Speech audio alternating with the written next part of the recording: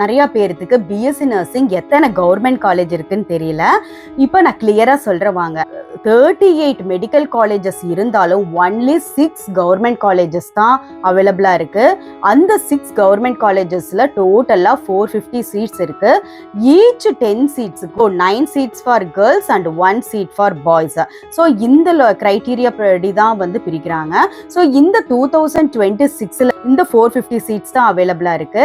இதே நம்ம 2027-28ல வந்து அகைன் 6 காலேஜஸ்ல ப்ரீவியஸ் வீடியோ போட்டிருக்கேன்.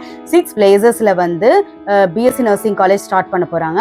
ஸோ அந்த பேட்ச் வரும்போது கண்டிப்பா 1000 சீட்ஸ் கிட்ட நர்சிங் ஸ்டூடெண்ட்ஸ்க்கு கவர்மெண்ட் சீட்டை எதிர்பார்க்கலாம். பிஎஸ்சி நர்சிங் படிக்கணும் அப்படின்னா நீங்க வெறும் 3000 rupees தான் அந்த கவர்மெண்ட் ஃபீஸே.